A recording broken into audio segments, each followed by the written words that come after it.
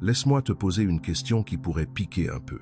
T'es-tu déjà demandé pourquoi plus tu partages avec un homme moins, il semble te voir, pourquoi parfois, plus tu ouvres ton cœur profondément plus vite, il semble s'éloigner. J'avais l'habitude de penser que l'amour signifiait un accès total, une honnêteté complète, aucun secret, aucune zone d'ombre. Mais je n'en suis plus si sûr. Et si les choses mêmes que tu croyais construire la connexion étaient celles qui l'érodent en silence, il y a une raison pour laquelle certaines femmes, peu importe ce qu'elles donnent, ne se sentent jamais vraiment vues. Et il y a une raison pour laquelle d'autres silencieuses posées maîtresses d'elles-mêmes peuvent entrer dans une pièce et en changer l'atmosphère sans dire un mot. Carl Jung a dit un jour « Le privilège d'une vie est de devenir qui l'on est vraiment, mais ce qu'il n'a pas dit à voix haute, c'est ceci: parfois pour protéger qui tu es vraiment, tu dois apprendre ce qu'il ne faut pas révéler. » Cette vidéo n'est pas une question de tromperie. Il ne s'agit pas de jouer des jeux.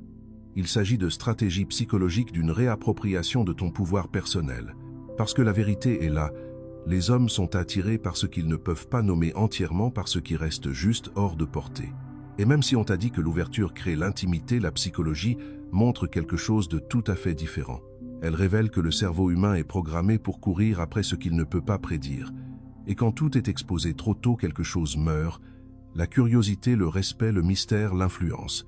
Aujourd'hui, je vais te montrer exactement pourquoi, et plus important encore, quoi faire à la place.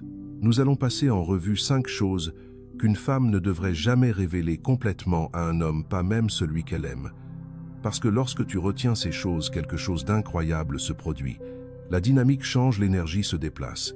Et soudain, tu n'es plus en train d'expliquer ta valeur, tu l'incarnes. Mais avant de commencer, prends une respiration et demande-toi simplement « Qu'est-ce que ça ferait d'arrêter de raconter ta vie et de commencer à la diriger?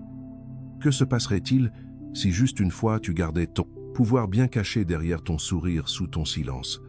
Parce que c'est là que nous allons. Mais j'ai besoin que tu restes avec moi jusqu'à la fin. Parce que le 5e point, c'est celui dont personne ne parle, c'est celui qui change tout. Alors commençons par le premier, la chose que tu dois toujours cacher, ton prochain mouvement émotionnel. Ça a l'air simple, n'est-ce pas? Mais c'est plus profond que tu ne le penses. Parce qu'à chaque fois que tu annonces comment tu vas te sentir, comment tu vas réagir, comment tu vas aimer, tu donnes un scénario à quelqu'un. Tu lui dis exactement comment manipuler tes réponses et ça te rend prévisible. Et ce qui est prévisible perd de son pouvoir. Plus ils savent ce que tu vas faire, moins ils valorisent tes choix. Laisse-moi te montrer comment cela fonctionne dans la vie réelle. Mais attends, avant d'aller là, fais une pause un instant. Parce que ce que je suis sur le point de révéler pourrait annuler tout ce que tu pensais comprendre de la proximité émotionnelle. Parlons de contrôle. Pas de domination, pas de manipulation, mais de souveraineté émotionnelle. La capacité de choisir ta réponse sans la rendre prévisible. La première chose qu'une femme doit toujours cacher à un homme est son prochain mouvement émotionnel. Parce que voici la vérité, au moment où tu dis « Si tu fais ça, je me sentirai comme ça », tu lui donnes les rênes. Tu lui donnes une carte non seulement de ton cœur, mais de tes réactions. Et si certains hommes marcheront doucement avec cette carte, d'autres l'utiliseront comme un manuel, appuyant sur des boutons, testant des limites, se retirant, s'approchant jusqu'à ce que ton monde émotionnel ait l'impression de leur appartenir. Il ne s'agit pas de dire que les hommes sont mauvais. Il s'agit de comprendre que lorsque les gens en savent trop sur ce que tu vas ressentir, ils cessent d'être surpris. Et la surprise est une forme de pouvoir. La prévisibilité engendre la complaisance. Le mystère engendre le respect. Maintenant, réfléchis. Combien de fois as-tu dit trop tôt? Dites à quelqu'un exactement ce que tu ferais s'il te blessait, t'ignorait ou disparaissait.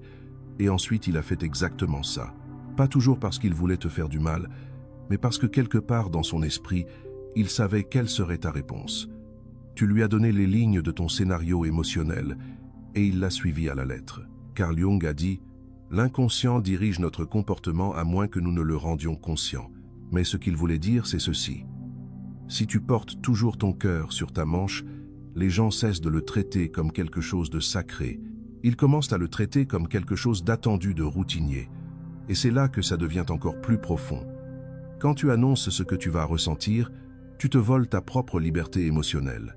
Tu t'emprisonnes dans une boucle parce que maintenant ton esprit dit « c'est ce que j'ai dit que je ressentirais, donc je dois le ressentir ». Même lorsque la situation change, même lorsque tu grandis, même lorsque ton intuition te dit le contraire. Le silence, en revanche, te donne de l'espace. De l'espace pour choisir, de l'espace pour évoluer, de l'espace pour ressentir différemment sans avoir à t'expliquer. Et ça, c'est du pouvoir. Quand une femme agit en silence, pas en secret mais en souveraineté, elle devient imprévisible de la manière la plus magnétique. Pas froide, pas distante, juste indéchiffrable. Et indéchiffrable est inoubliable. Quand un homme ne peut pas prédire comment tu vas réagir, il fait plus attention. Il écoute plus profondément. Il observe plus attentivement, car il sait que tu ne réagis pas par défaut. Tu choisis. Et rien n'est plus puissant qu'une femme qui choisit. Mais je vais être honnête avec toi. Je n'ai pas toujours compris ça. J'étais celle qui surexpliquait, surpromettait, surressentait. J'avais l'habitude de dire aux hommes, « Si tu fais ça, je serai dévastée », pensant que la vulnérabilité nous rapprocherait. Mais au lieu de ça, ça leur donnait le contrôle. Non pas parce que c'était de mauvaises personnes, mais parce que je les avais entraînées à s'attendre à certaines réponses. Et ensuite, je me mettais en colère quand ils ne prenaient pas mes sentiments au sérieux, alors qu'en réalité, c'était moi qui rendais ces sentiments prévisibles. Ce fut une vérité difficile à avaler, mais une fois que je l'ai fait, tout a changé. J'ai arrêté de donner des avertissements. J'ai arrêté de raconter mes émotions comme une météo et j'ai laissé mon silence parler. Parfois, je partais sans annonce. Parfois, je pardonnais sans cérémonie. Parfois, je changeais sans explication. Et c'est là que je suis devenu inébranlable. Non pas parce que je ressentais moins, mais parce que j'exprimais moins jusqu'à ce que le moment soit le bon. Et maintenant, les hommes ne savent pas ce que je vais faire ensuite. Ils ne savent pas si je vais rester partir pleurer ou me relever. Et cette incertitude les maintient respectueux, curieux, engagés. Parce que quand tu ne donnes pas ta stratégie émotionnelle, tu gardes une longueur d'avance, non pas dans un jeu, mais dans ton propre respect de toi-même. Et c'est de cela qu'il s'agit, ne pas cacher qui tu es, mais chérir qui tu es comme quelque chose de sacré parce que ça l'est. Et nous ne faisons que commencer. La deuxième chose qu'une femme doit toujours cacher, surtout au début d'une relation, ce sont ses déclencheurs émotionnels. Et si tu penses que ça semble controversé, attends d'entendre pourquoi. Soyons clairs, cacher tes déclencheurs émotionnels, ce n'est pas faire semblant d'être incassable. Il s'agit de protéger les parties de toi qui sont encore en train de guérir. Parce qu'au moment où tu révèles exactement ce qui te fait sombrer, exactement quels mots peuvent te couper, exactement quelles blessures, saignent encore, tu donnes à quelqu'un non seulement une information mais une munition. Et si oui, certains hommes traiteront cela avec compassion, d'autres le mettront en poche pour plus tard. Pas toujours par cruauté, parfois par peur, parfois par insécurité, parfois par ego. Mais le résultat est le même. Tes endroits les plus sensibles deviennent un levier. Et voici la partie que personne ne te dit. Une fois que quelqu'un sait comment te déstabiliser émotionnellement, même s'il ne l'utilise jamais directement, la dynamique change. Soudain, il sait quel bouton provoque la confusion, quelle phrase amène les larmes, quel sujet défend ton sens de toi-même. Et même s'il t'aime, même s'il essaie d'être gentil, l'équilibre du pouvoir penche. Pourquoi? Parce que la clarté crée des opportunités. Et quand tu offres ton câblage émotionnel trop tôt, trop librement, tu laisses quelqu'un façonner la fondation même de ce que tu ressens. Carl Jung a parlé du soi, de l'ombre, les parties cachées et inconscientes de nous qui portent la honte, la peur, la douleur. Et bien qu'intégrer l'ombre fasse partie de l'entièreté, cela ne signifie pas que tu jettes ton ombre dans les bras de quelqu'un d'autre en espérant qu'il t'aimera davantage à cause d'elle. Non, la guérison est ta responsabilité. La stabilité émotionnelle est ton travail. Et quand tu remets ce travail à quelqu'un d'autre dans l'espoir qu'il validera ta valeur en traitant tes déclencheurs avec gentillesse, tu construis l'amour sur une fondation de dépendance. Je sais que ça semble dur, mais c'est réel. J'ai appris ça à la dure. J'ai fait confiance à quelqu'un avec tout, chaque peur, chaque échec, chaque moment laid que j'avais essayé de dépasser. Et au début, il a écouté. Il a fait de la place. Il a hoché la tête avec compréhension. Mais plus tard, quand nous nous sommes disputés, quand j'ai posé des limites, quand j'ai commencé à grandir, ces mêmes vulnérabilités sont revenues comme des couteaux, pas toujours en parole, parfois en silence, en retrait, en timing, en punition subtile que je ne pouvais même pas nommer. Et le pire, c'est que je ne savais pas comment me protéger parce que je lui avais déjà donné la carte. C'est là que j'ai réalisé que tu ne distribues pas ton plan émotionnel à moins que quelqu'un n'ait prouvé à maintes reprises qu'il peut le tenir avec respect, qu'il peut te tenir avec respect. Et même là, tu choisis quoi révéler et quand. Parce que voici la vérité psychologique profonde. Quand les gens entendent tes blessures trop tôt, ils cessent de voir ta force. Ils construisent une version de toi dans leur esprit qui est fragile, petite, cassable. Et même s'ils s'inquiètent pour toi, ils te protégeront inconsciemment en te sous-estimant. Ils prendront des décisions pour ton propre bien sans te demander ton avis. Ils te parleront comme si tu étais incapable de gérer la pression. Et soudain, tu es enfermé dans une identité que tu as dépassée il y a des années. C'est ça le danger. Non seulement d'être blessé, mais d'être mal étiqueté. Parce qu'une fois que quelqu'un te voit comme faible, il est difficile de le convaincre du contraire. Le cerveau humain s'ancre aux premières impressions. Et l'exposition émotionnelle trop précoce crée une empreinte difficile à effacer. Mais la femme qui comprend cela choisit sagement. Elle ne ment pas. Elle ne prétend pas qu'elle n'a pas de douleur. Elle protège juste le processus. Elle révèle par la confiance, pas par l'urgence, par le timing, pas par le déversement de traumatisme, par une connexion gagnée, pas par une validation instantanée. Elle fait le gros du travail en privé par le journaling, la réflexion, la prière, la thérapie, la solitude. Et quand elle parle, elle le fait avec conscience, pas avec désespoir. Parce que son histoire n'est pas une monnaie d'échange. Sa douleur n'est pas une performance. Sa vulnérabilité est sacrée. Et elle la traite comme telle. Et c'est ce qui la rend puissante, parce qu'elle n'a pas peur de ressentir. Elle fait juste attention à qui elle permet de la ressentir trop profondément. Et dans cette prudence, elle devient magnétique, inébranlable, respectée.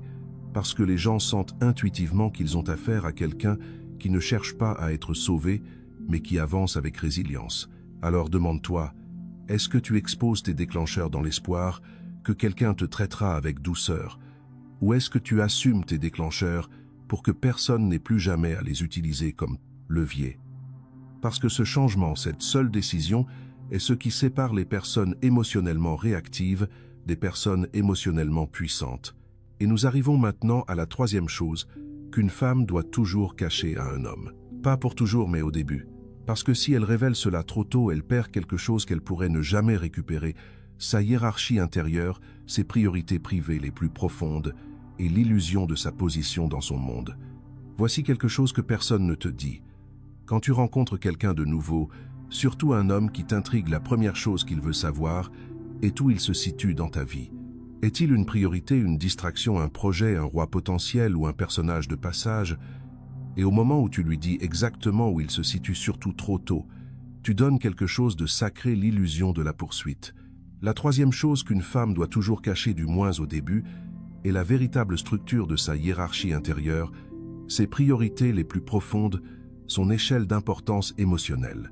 Parce qu'une fois qu'un homme sait exactement l'espace qu'il occupe dans ton monde, il n'a plus à le mériter. Et ce qui n'est pas mérité est rarement respecté. Il ne s'agit pas de manipulation, il s'agit de rythme psychologique. Jung nous a appris que l'identité n'est pas fixe. Elle est stratifiée, fluide, construite à partir du conscient et de l'inconscient. Alors quand tu te précipites pour révéler ton monde émotionnel, quand tu dis des choses comme « tu es différent », « je ne me suis pas senti comme ça depuis des années », « tu comptes plus pour moi que tu ne le sais », tu penses que tu crées de la proximité, mais ce que tu fais vraiment, c'est le placer sur un trône qu'il n'a pas prouvé mériter. Et voici la dure vérité. La plupart des hommes te traiteront selon la position qu'ils croient avoir gagnée, pas celle que tu leur donnes prématurément. Alors quand tu fais de lui un roi avant qu'il ne se soit comporté comme tel, il se comportera comme un paysan, non pas parce qu'il est cruel, mais parce que la psychologie de la récompense sans effort dévalorise le prix. Pense à ça. Est-ce que ça t'est déjà arrivé qu'un homme prenne ses distances juste après que tu aies commencé à le prioriser? Juste après que tu aies changé ton emploi du temps, ton énergie pour graviter autour du sien. Ce n'est pas un accident. C'est un instinct. Dès qu'il sent qu'il a déjà conquis un espace dans ton monde, sans friction, sans défi, sans progression intentionnelle, le mystère s'estompe, et avec lui le magnétisme. Jung a appelé cela la projection de l'anima, l'idée que les hommes assignent inconsciemment un pouvoir mythique aux femmes qu'ils désirent. Mais une fois que le mystère se dissout, le mythe aussi, et au lieu d'incarner le fantasme, tu deviens familière, accessible, prévisible, non pas parce que tu es moins puissante, mais parce que tu en as trop révélé trop tôt. C'est pourquoi les femmes les plus magnétiques de l'histoire n'annonçaient pas qui se tenait le plus près de leur cœur. Elles agissaient avec détermination, avec loyauté, mais avec discrétion, non par secret, mais par souveraineté. Parce que quand un homme doit se demander où il se situe, il écoute différemment. Il observe tes signaux. Il respecte tes limites. Il gagne ton temps. Et en le gagnant, il s'investit. Et sois clair, je ne te dis pas de jouer la carte de la froideur. Je ne te dis pas de simuler la distance.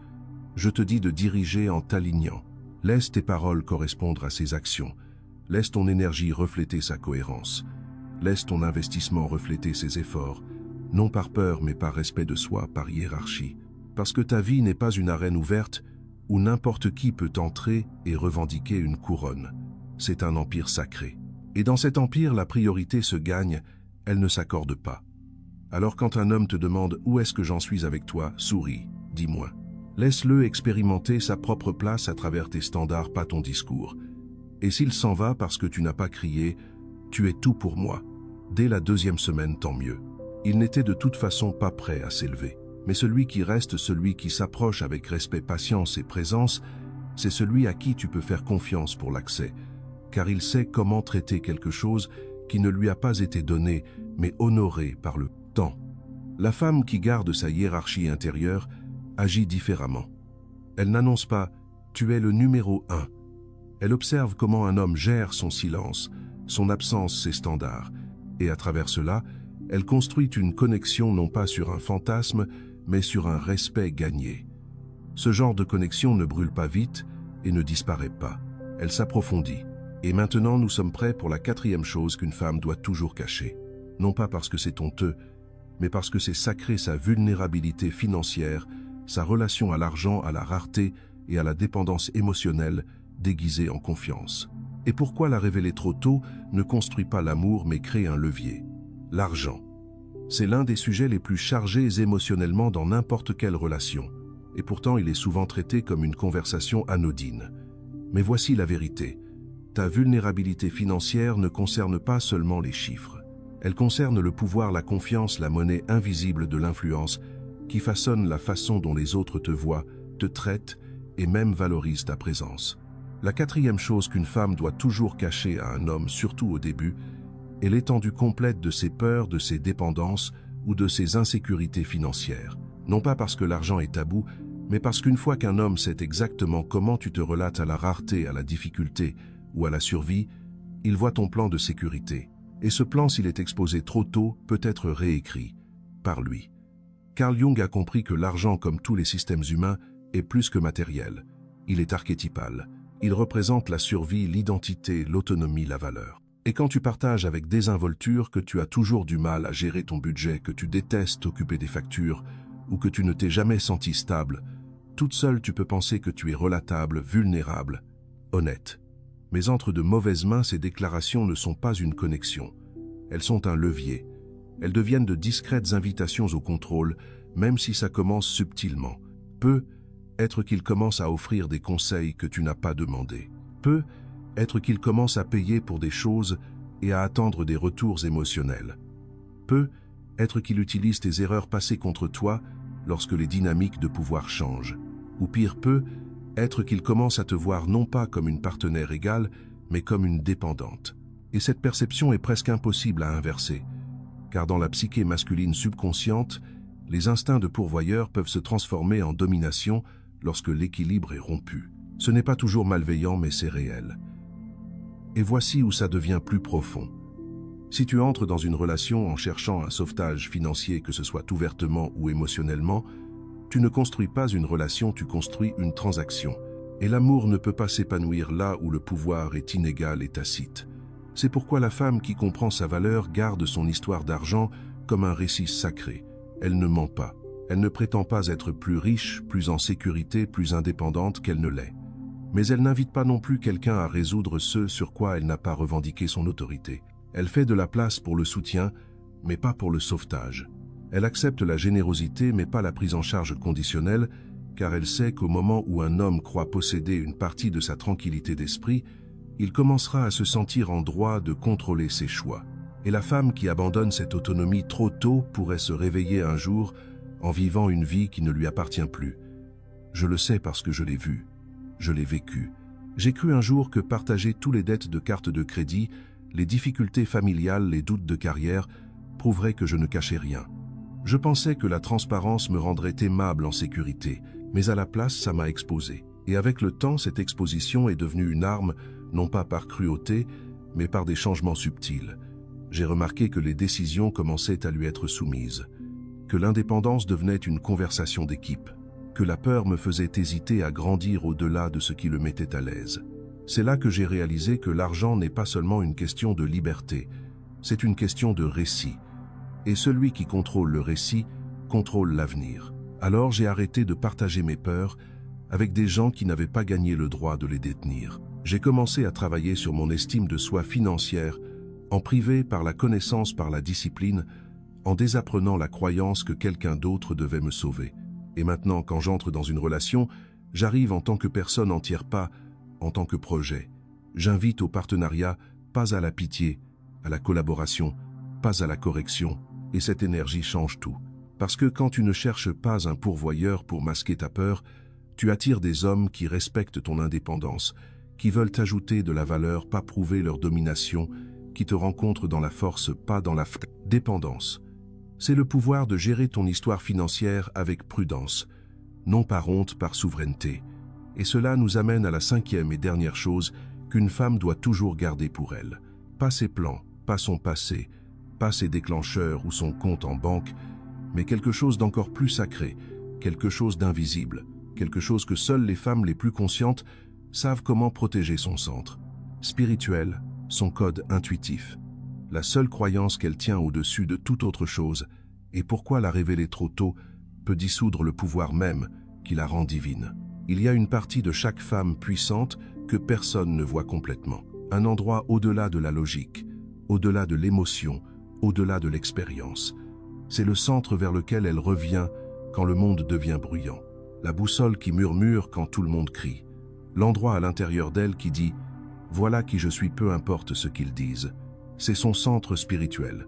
Et la cinquième chose qu'une femme doit toujours protéger, parfois même de l'homme qu'elle aime, c'est ceci, son système de croyance fondamentale, son code intuitif, la vérité tranquille qui gouverne son âme.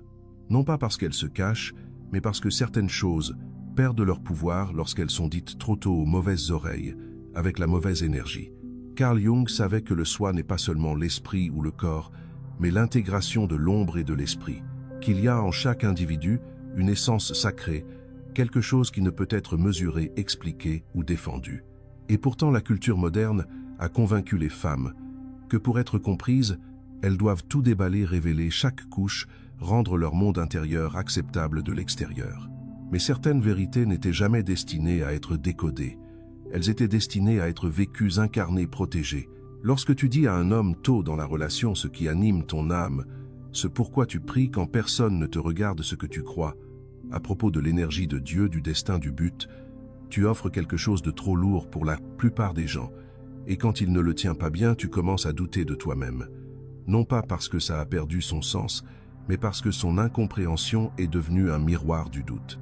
C'est ça le danger. Lorsque tu donnes ton sacré à quelqu'un qui n'a pas gagné le respect, tu risques de transformer la clarté divine en débris de conversation. Et lentement, ta vérité intérieure, la plus forte, devient négociable.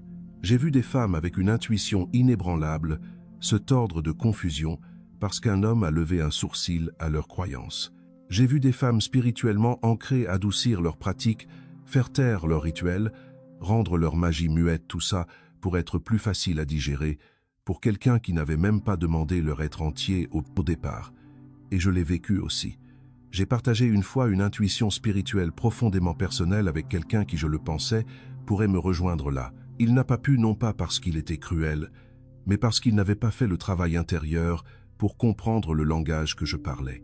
Et au lieu de me sentir vue, je me suis sentie exposée, incomprise, diminuée. Et c'est là que j'ai appris la vérité spirituelle n'est pas sujette à discussion. Elle est pour l'incarnation, pour l'alignement, pour le pouvoir silencieux. Les femmes les plus magnétiques que j'ai connues n'étaient pas bruyantes à propos de ce qu'elles croyaient. Elles ne publiaient pas chaque illumination.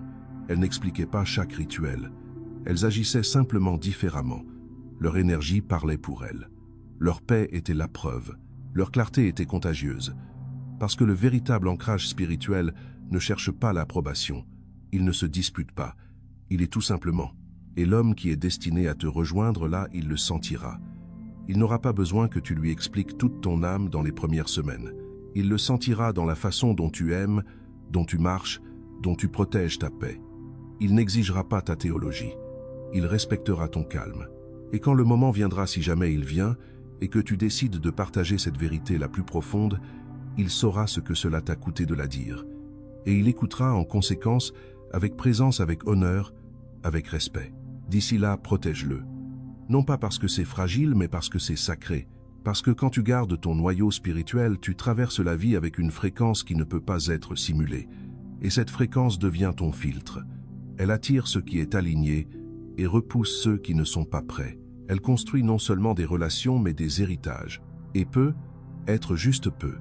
Être que le vrai pouvoir d'une femme n'est pas dans ce qu'elle révèle, mais dans la profondeur de sa compréhension que ce qui est sacré doit être mérité, pas offert. Alors demande-toi honnêtement, quelle partie de toi as-tu donné trop tôt? Quelle vérité as-tu déballé pour des gens qui n'avaient même pas apporté de valise? Parce qu'aujourd'hui ça s'arrête. Aujourd'hui tu la reprends. Non pas en la cachant, mais en la chérissant. En chérissant ton pouvoir, en chérissant ton silence, en chérissant ta valeur sans avoir besoin que le monde la valide. Parce que quand une femme arrête de jouer un rôle, arrête de trop s'expliquer, arrête d'offrir chaque coin d'elle-même, en échange d'amour quelque chose change. Elle arrête d'être choisie et commence à choisir.